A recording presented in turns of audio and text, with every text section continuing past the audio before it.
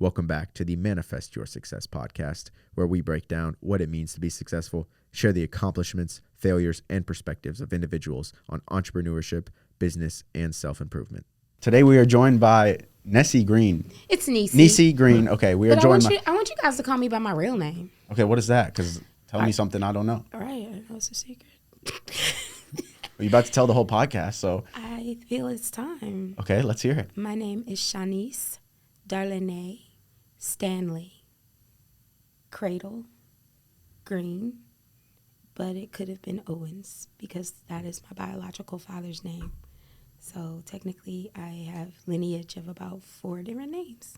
Okay, so Charlize. Shanice. Okay. Yes. It's great to have you on the show, Shanice. You have been in the baking industry for over 20 years. Yes.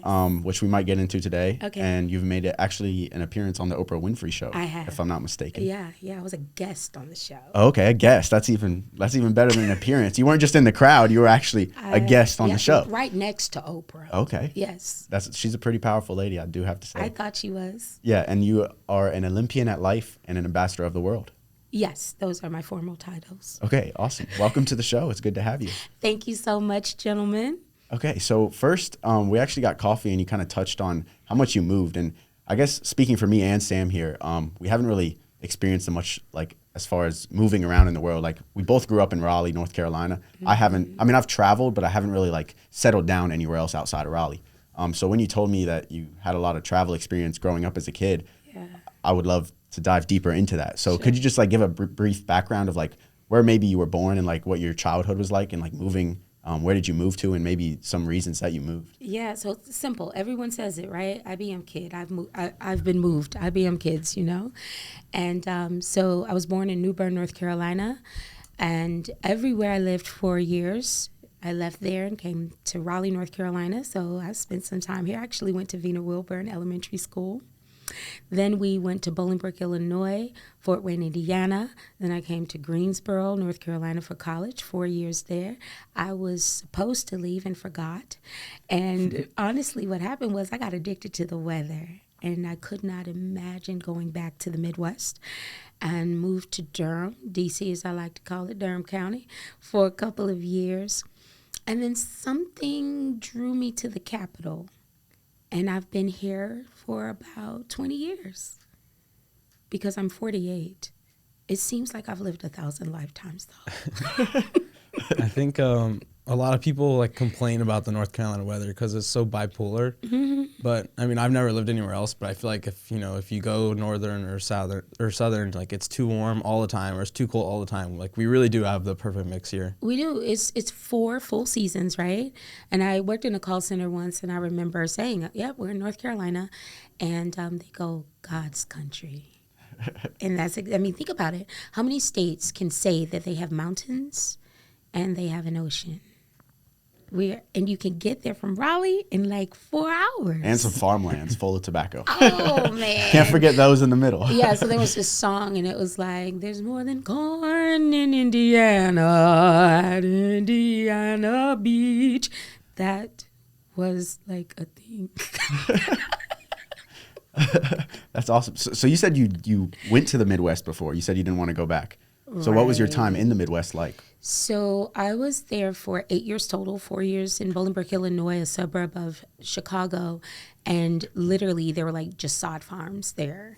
And now they have an IKEA and we don't even have one. So that shows you just how progressive urban cities are, how they will reach out into the suburbs and they'll become urban as well.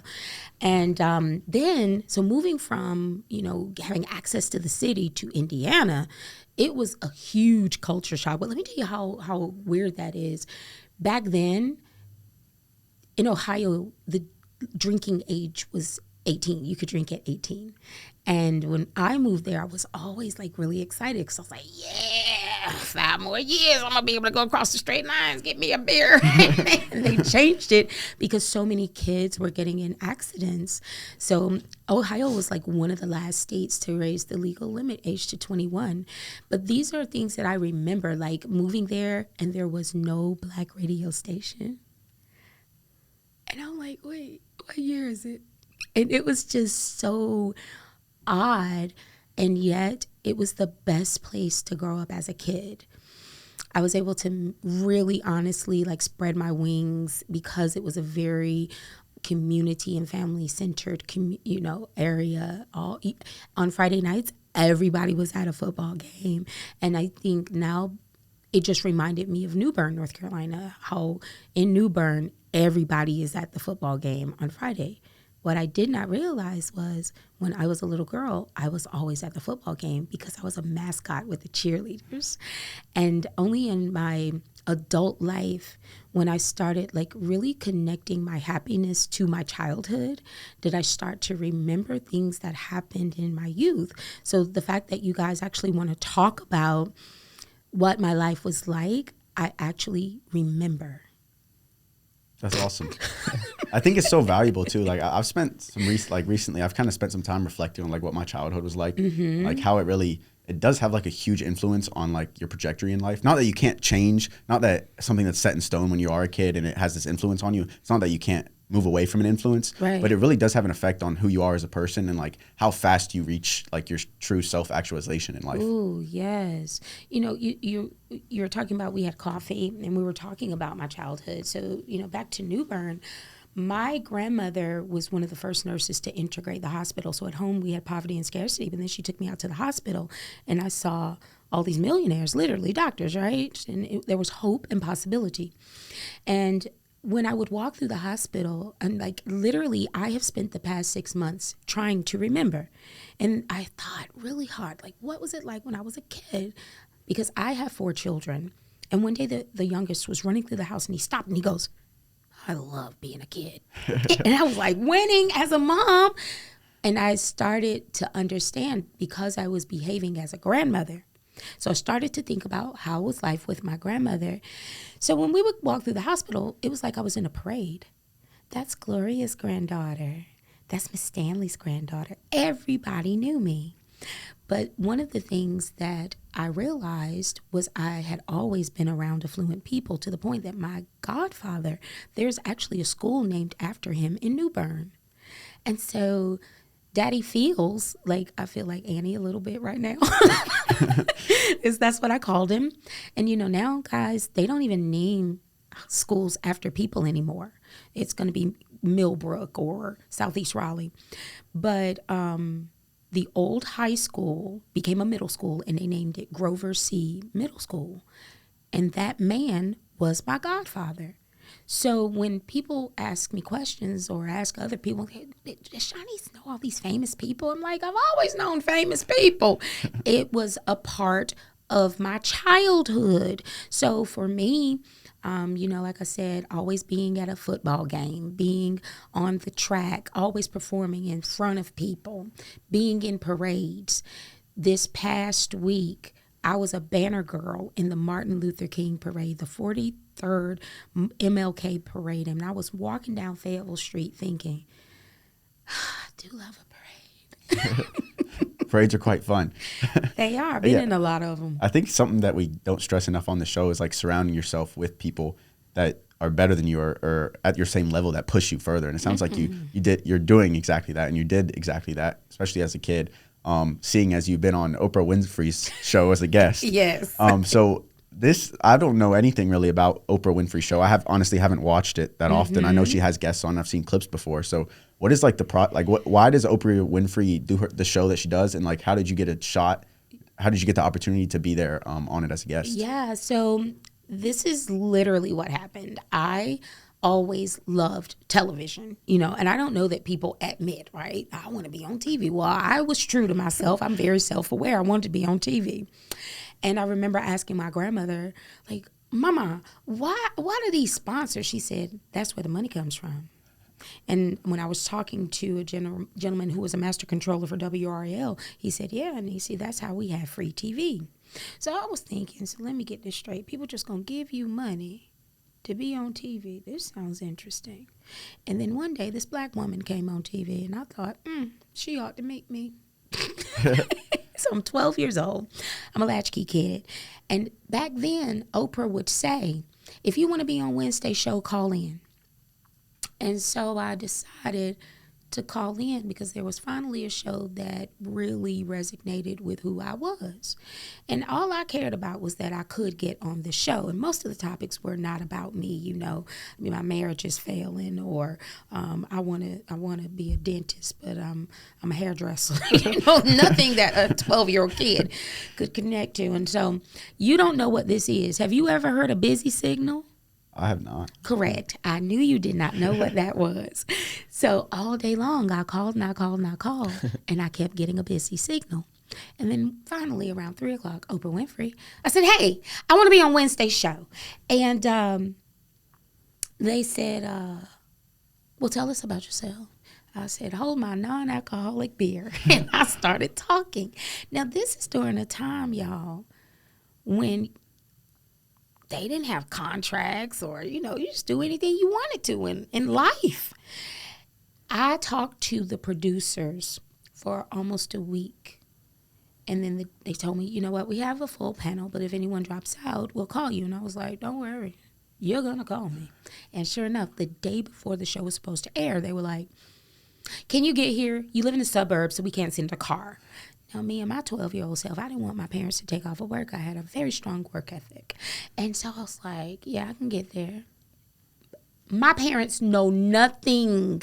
Now, you also never went in your parents' room in my day and age. So I remember standing in the doorway and thinking, this is going to be an earthquake. So they told me to stand in doorways and maybe I'll survive this question. I said, can I go on Oprah tomorrow? And they were like, Lord, my baby going on Oprah. Lord. My mom got on the phone. She's like, I ain't coming to work tomorrow. My baby going on Oprah. It was like an episode from Everybody Hates Chris, I promise. And she was like, hold on one second. What you going on there for? And the whole time, I'm thinking, why haven't they asked me why I was going on Oprah? And the problem with that was I was going for a serious reason. One, I knew I wanted to see what my future job was. But two, I had an eating disorder. And so I was going for overweight children. And you don't know you have an eating disorder. You have to eat, right? But even at 12, I knew that I had used food in times of crisis way too much. I knew that's why I was overweight. And I was very open with producers. And so we get to the Oprah Winfrey show. I don't know. I don't remember my mom ever signing any releases. It was just like weird because I just show up and I remember this man coming and powdering my face, and I'm waiting for Oprah to come and have this pre-show conversation with me. But you know what I remember the most was the food. They had the most beautiful food. And I was like, so let me get this straight. We are going to talk about overweight children, and then you want to feed me like this. And so I would say like 2 minutes before like it was time, because I'm looking at the time because we're live in Chicago. It was being recorded, kind of like this. Are we recording now? We are recording right now. I don't feel like we are, but anyway. We got a lot of gear that tells us we're recording. Right? I'm just going to go with it. And so Oprah came out finally, and there was no conversation. I thought she was going to get to know me like y'all, and she trusted whatever the producers had told her. So now as an adult, I'm thinking, they are disappointed with the way I behaved when I got on the show because I was myself when I was talking to the producers. But when I was on that stage and I knew that America was watching me, I was not my authentic self. I could not be honest about what I was dealing with, the trauma of leaving North Carolina and living in the Midwest. I couldn't be honest about I eat too much because I'm lonely and because I'm sad. And I really wish that I had been able to be honest either that day or at some point, because I, over time, would always use things to compensate my emotional state, except for when I was winning. And over time, I just realized that I had to learn to cope with failure differently. And in the past year, I actually lost 40 pounds. That's awesome. I did. Congratulations. Thank you. And I think a lot of it was reflecting back on that time in my life. And my grandmother has a saying, it's pick, choose, and refuse. And I understood what was happening in my universe then. And I just started choosing to make different decisions about food and about exercise. And I was not allowing my circumstance to dictate my behavior. And I started winning at life again. And that's what an Olympian does. They're disciplined. They have a goal. And I've always been able to do it for everybody else. And my cousin, who was employee of the North American continent, I said, Chrissy, there's nobody better than you on the continent. She said, no, the world. And then she said, Shanice, listen, you've been doing it for everybody else. Start taking care of yourself. And so I did. Yeah, I think obviously being your authentic self is something that's really important, but it's also harder than it seems. Mm-hmm. Do you have any maybe advice for someone that is also struggling to be their authentic self? Like maybe how they could be more comfortable being their authentic self? Yes. What happened to me was I fell in love with people.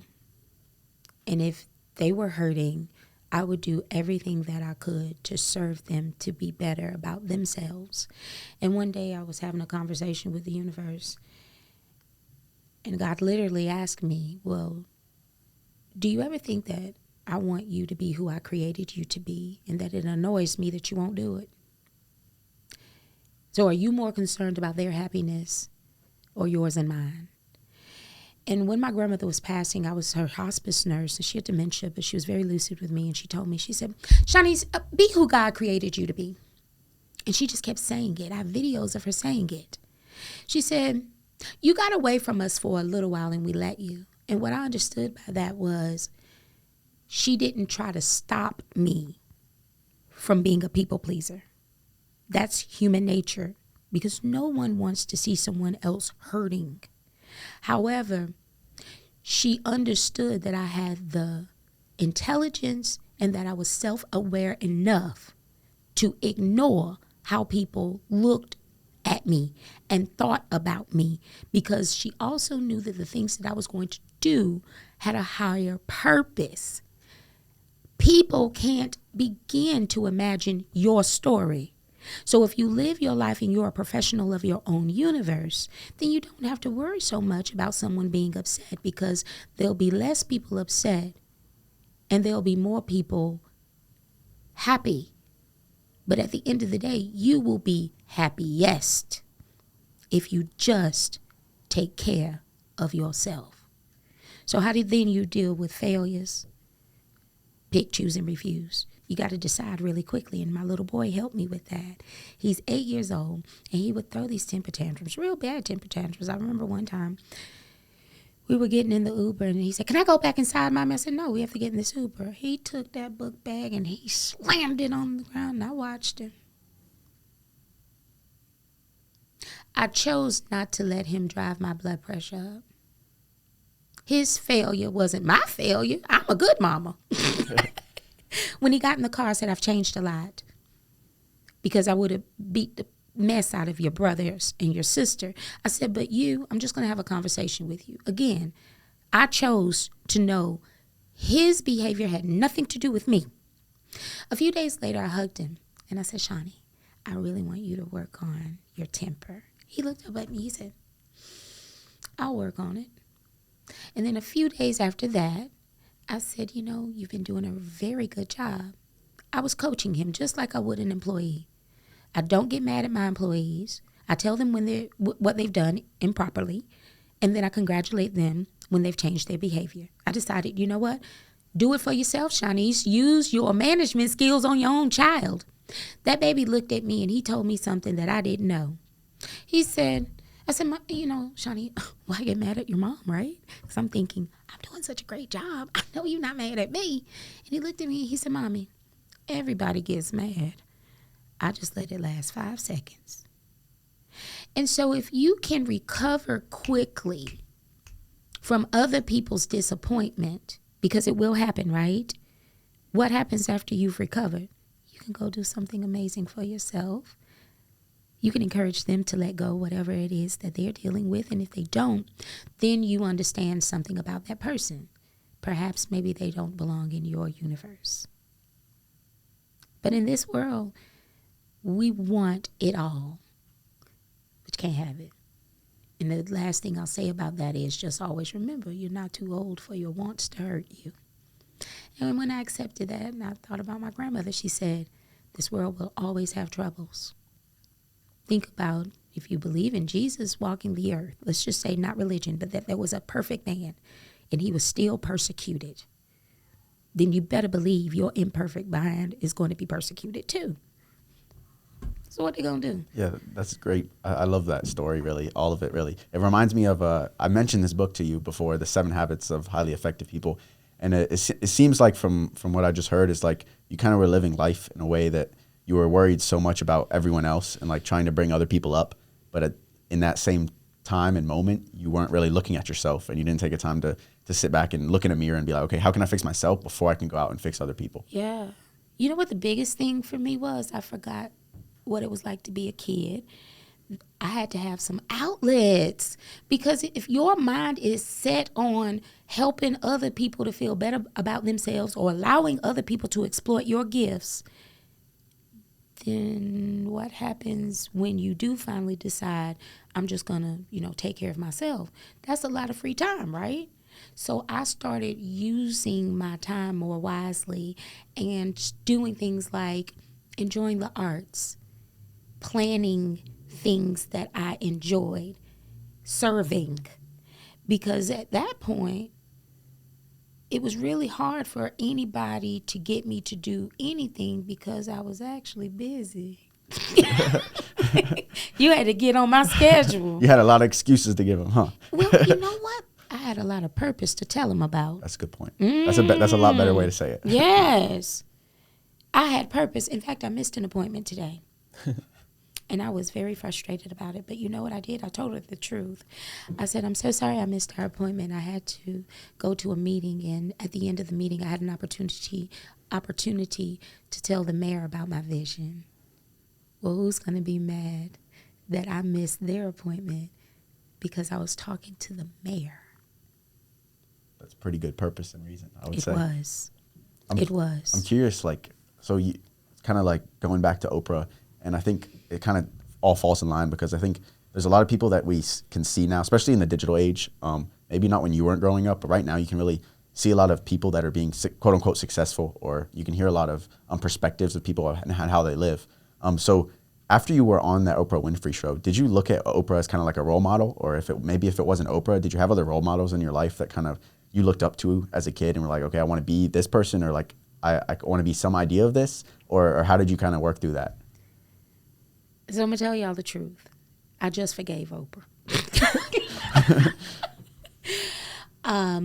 What did Oprah do to you? So during the commercial breaks, it was silent unless we were talking amongst ourselves. And we came back from commercial once, and she said, well, during the commercial break, we were talking. And I was like, no, we were not talking. You had nothing to say to us. What are you talking? And I live in a tribe of truth, And so for years, I was very frustrated. But then I realized I was confused. I learned a lot from Oprah that day. I went there to learn. And it wasn't until, literally in the past 6 months, was I able to apply what she taught me. That woman didn't have time to talk to us because her voice is worth billions of dollars. And we were talking. She did tell the truth.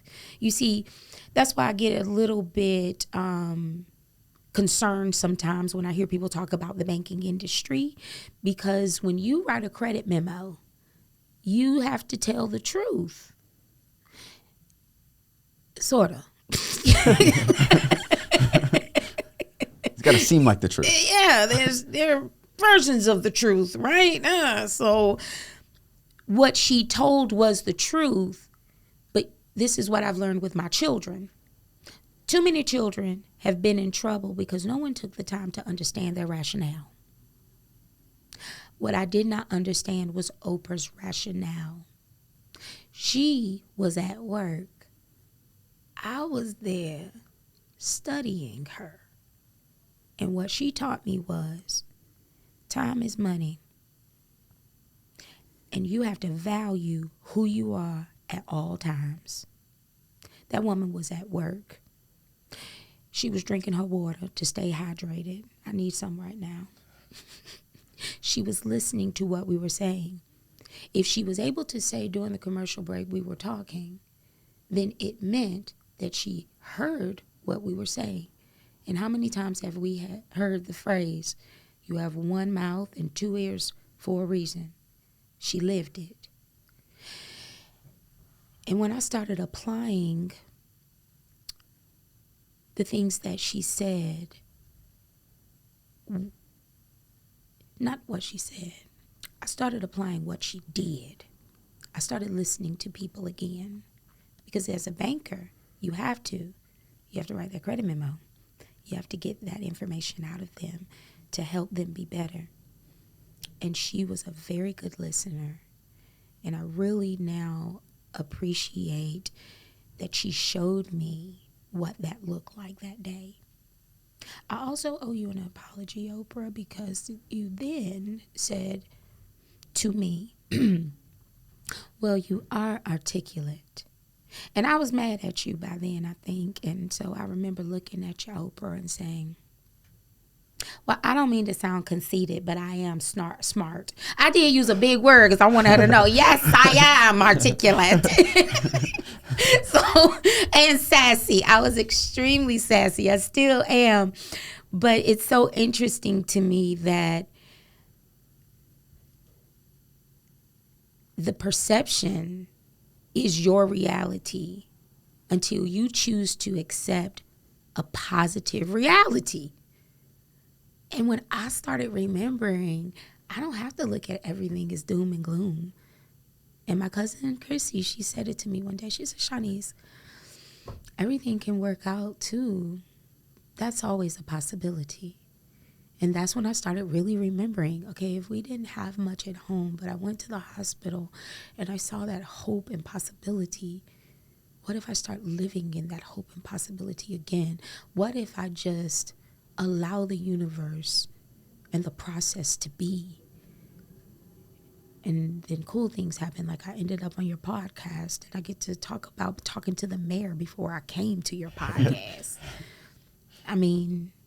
Yeah, it's quite the experience. Quick question, because I'm trying to do my best as listening as a podcast host. Would you like me to go get you some water? We can take a quick break. Yes. Okay, I'll do that.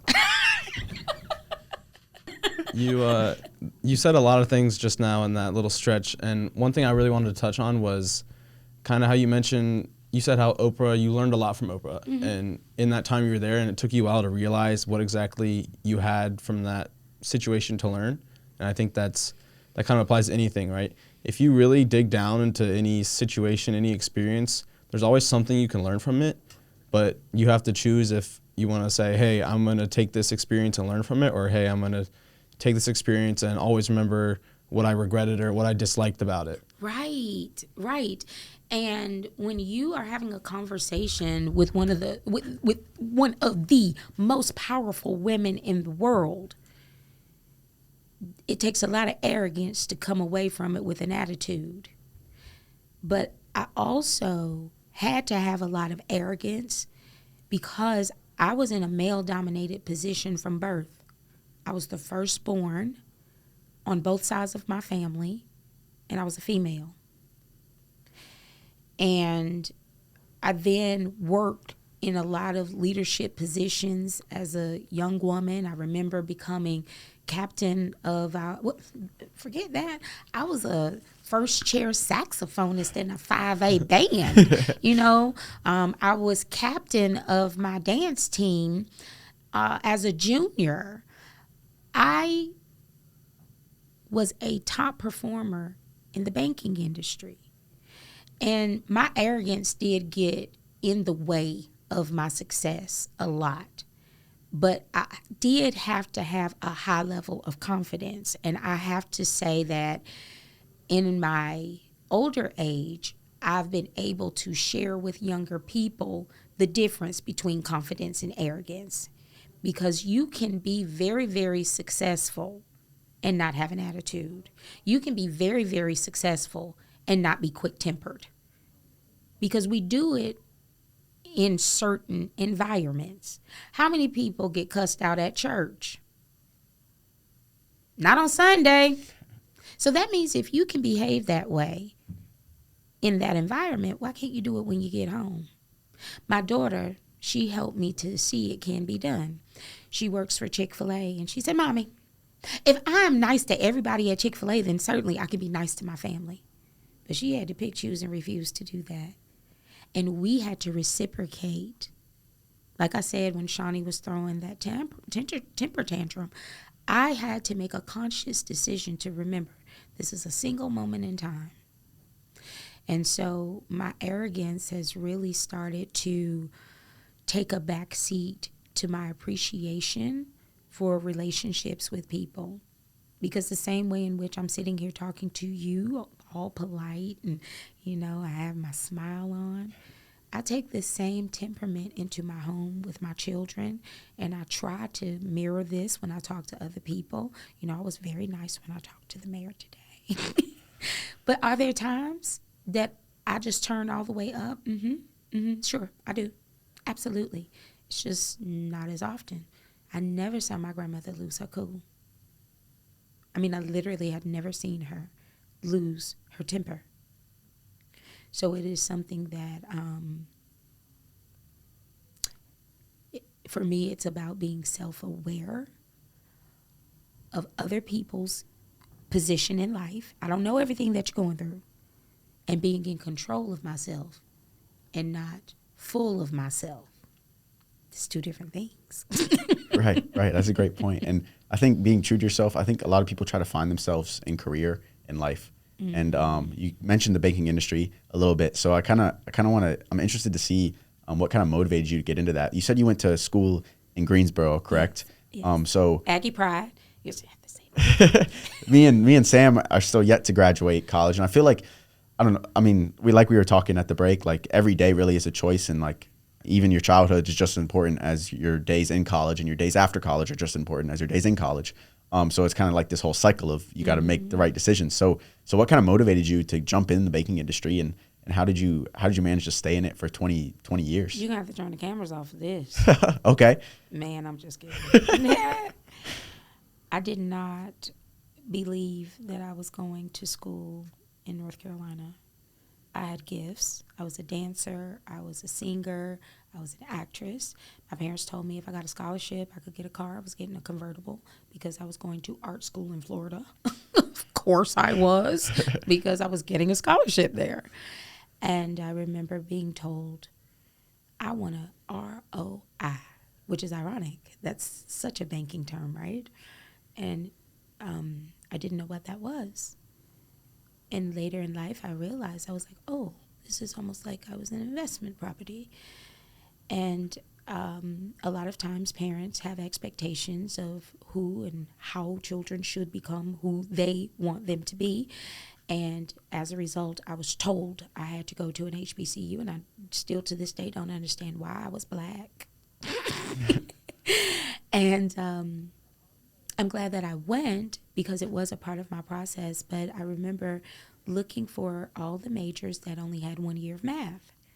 And English only had 1 year of math. And then I graduated and ended up being a banker. That's a lot of math. But I never looked at it as math as much as I looked at it as comprehension of word problems. Everything, I had to just figure out the solution. And they had calculators for the math stuff, or I could ask my banker to do it. I was a manager and a salesperson. So I got to really go in the lobby and perform all day long.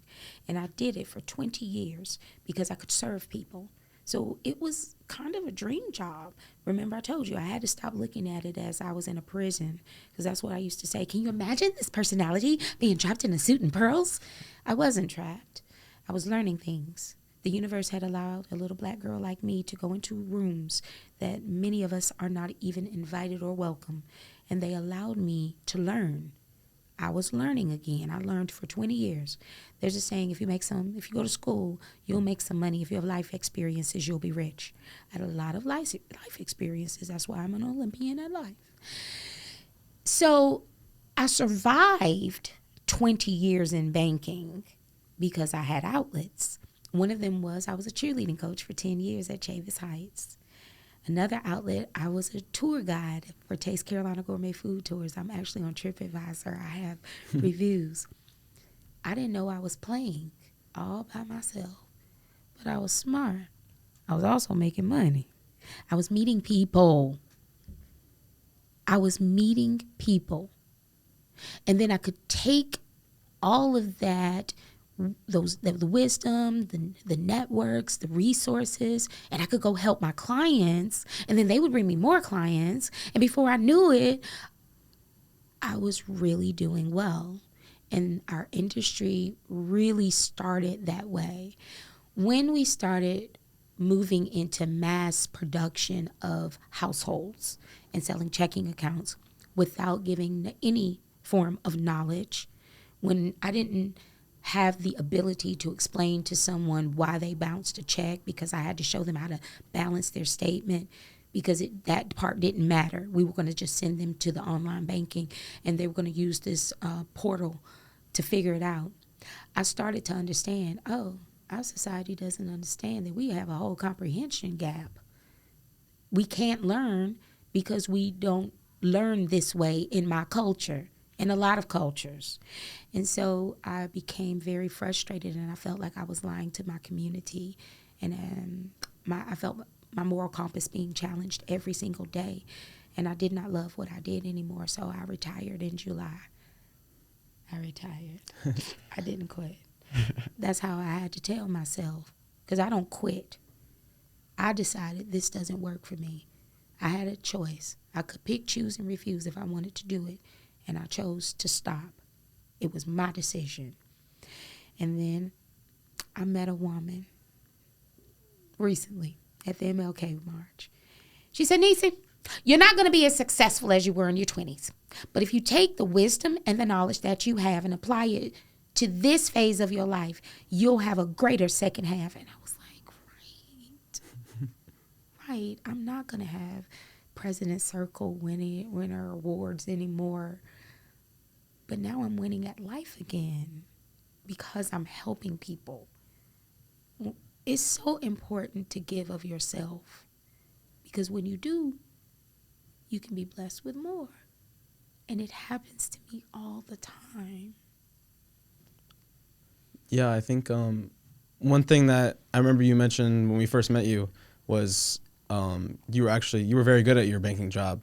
I guess you're clearly very humble, so you didn't mention that you did win multiple awards, I think you said. But I think so you kind of had like multiple things going on. You were on TripAdvisor, you were doing the coaching. So maybe what were different skills or lessons or values that you were able to pick up and apply to like certain areas of your life, like the banking job, that really allowed you to excel and be one of the best at your job? So I don't know if we were recording when I said this. Character, being able to make a decision if this is a good fit for your universe, right?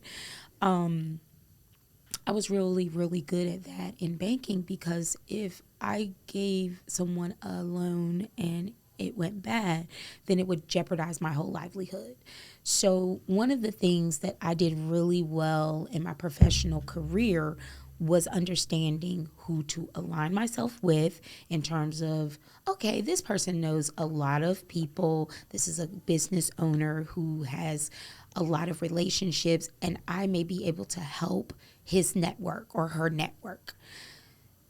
Applying the gift of asking good questions, we call it profiling in the bank, but so does the FBI. And so when you take the time to get to know people, then you really start to understand how you can align and work together. I did it so well in my professional career. I was horrible at it by the time I got home.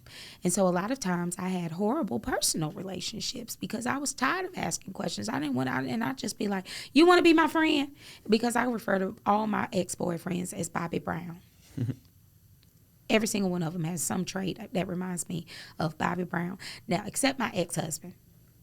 He was good as gold, but we weren't, if he's my ex-husband, we were not very compatible. You know what his Bobby Brown trait was? I used to love when Bobby Brown sang the song Girl Next Door. You've probably never heard it, have you? Yeah, Bobby Brown has a song called Girl Next Door. That's the only trait that he had like Bobby Brown. I was his neighbor. That's pretty fascinating. I think I looked at it as a sign. I was like, dude, I'm totally supposed to marry you because I'm the girl next door, you know. But I do want to touch about love for a second. Please. We nobody talks about it. I think love. People think of love and they think of like relationships, but I think it's more than just relationships. It too. is. Yeah. But please go ahead. Yeah. First of all, you love who you love. You're gonna do that. But there comes a time when you'll have to decide if you're going to keep loving. You know, my grandmother, she was so hilarious. I remember one day she told me, she said, I never thought I'd be married to your grandfather this long. I thought I'd get me another husband and kick him around, see what he was like, and get me another one. I was like, what? She made it very clear to me. She said, people don't court. I said, Mama, what's court? She said, it's the stage before dating. And so growing up, I always had several suitors. I was the prize. They were the contestants is what she told me. And then society started telling me that I was wrong for that. And so I started dating one person at a time, and then you have to wait to see if it's going to work out. And it was not really for me. And that's why I'm very careful when I am seeing someone and they want to date other people. I can be very fluid. And now your generation seems to be more comfortable. Culturally, I do believe that white people date and court much better than black people. Like, there's an entry in my journal. I was in 8th grade, and I had a friend, and she and her boyfriend had broken up, and I'd moved into this area. She was my friend, and her ex-boyfriend liked me, so we started dating. And her mother sent word to me, you tell Shanice you don't date your friend's ex-boyfriend. And I wrote in my journal, and I don't understand the reasoning. Because, again, you love who you love, and maybe someone did date that person. I'm okay with that. You know, if anybody was trying to date someone that I dated, I'd be happy for them in some regard. So I had a hard time accepting my values about love and society's values about love. And so when I accepted that I was going to love who I was going to love, I had to then accept that I can only be in a situation as long as it serves me well. And if you do that, you might find that you have more love because you can move on to a better love. But if you just gonna sit there and stay in a love situation and call it love when you're not feeling loved, then it's just your fault that you feel the way you feel, because you could pick, choose, and refuse to be mistreated. That's a great point. I kind of want to double click into that whole idea of love. And kind of more carry it into not a relationship, love for a person, but kind of love for what you're doing in life. So how do you think if someone's going through life and they're like, okay, I don't know what I love, then what is someone supposed to do when they really have no idea what they love in life and they're like, okay, everything I'm doing, I kind of don't feel like I'm finding meaning out of this. Mm-hmm. Like, what would you say to someone? Like, is they supposed to try new things? Are they supposed to ask for help? Or what would you say to someone that can't really find things they like, they love in their life? A lot of times we're copycats. You know, you have to see it sometimes to believe it. And so connection to people really will allow you to start investigating. So instead of you trying, what did I say earlier? Ask questions, talk to people. We don't do it enough. We look at these podcasts,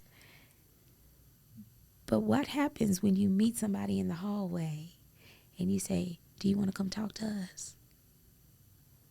Because you will have an experience through that person. So imagine when people say, learn from my mistakes. What if I learn from your success? That's what I do. That's awesome. why I'm here. I want a podcast. So I'm here looking at y'all. I'm learning, studying you. I'm trying to figure out if you're going to help me. We're trying to figure out the same thing. So I know you have somewhere to be shortly. It is 5:40. So I'm going to wrap up here. We have a couple last questions for you. I'm ready. This is a question that we do ask every guest on our show. Okay. So the pressure is through the roof. So you better give a good answer. No, jokes. So we ask everyone, what is one goal that you have in life? It could be something that's tangible, like a target you want to reach. It could be something that you want to achieve every day you wake up. It could be in your career life. It could be in your personal life. But what is one goal that you have, and what are the steps that you're doing to achieve that goal? I set a lot of goals because I'm in so many different ecosystems and I wear so many different hats. I mean, when Shaka Khan was singing I'm Every Woman, I took that junk seriously. So one of my goals is to curb my language and allow my voice to vibrate more positivity. Energy is never gained or lost. It is only transferred. And I have a very, very high vibration. Right now, my 8-year-old is keeping tabs on how many times I swear. I recently looked up what it means to curse.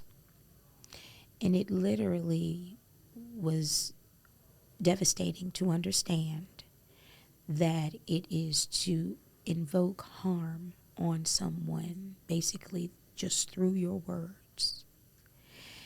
And if I truly want to elevate to the next level, the way in which I see things has to align with how I speak too.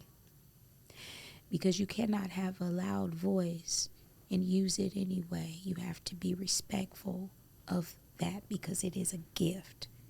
And I don't want to lose that gift. So one of the things that I've been working on is ensuring that my communication with people and even the way in which I speak into myself is more positive. Now, does that mean I'm never going to use a swear word again? No, I'm not. I'm going to use them. But I look at how I use my words. I owe Shawnee $675 right now. Oh my gosh. And so the way that I am working on that goal is I speak more affirmations over myself. I speak more positivity into people more often.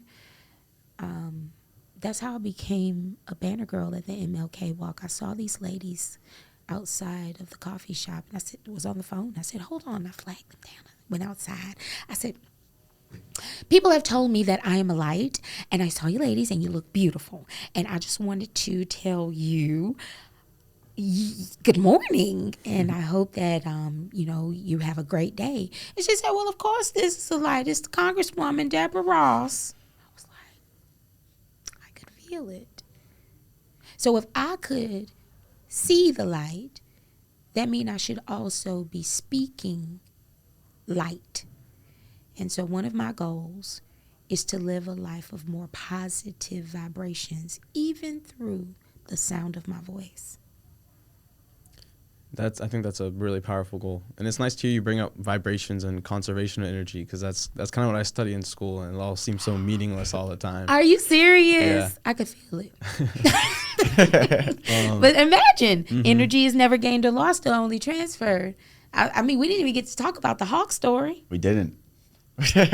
You'll have to come back on. Oh, I As long as you keep giving us these positive vibes, you're welcome anytime. You've done a great job this episode for sure. Thank and you. this show. Thank you. I think one last thing we usually do is just we kind of ask our guests if they have any handoffs for the audience, and this could be books, people, the Oprah Winfrey Show, things like that. Anything you think that the audience could really benefit from? Yes, I do have a handoff. Are you ready? I want the audience to try to move one hand forward and one hand backwards.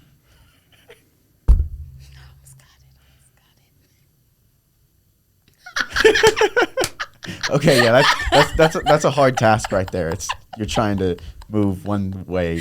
For anyone that wasn't watching that, you have to move one hand away from you and move one hand towards you. But your brains won't let you do it because the two hemispheres of your brain are connected. If your hemisphere of your brain isn't connected, then you'll be able to do it. I had a whole bar trying to do it last night.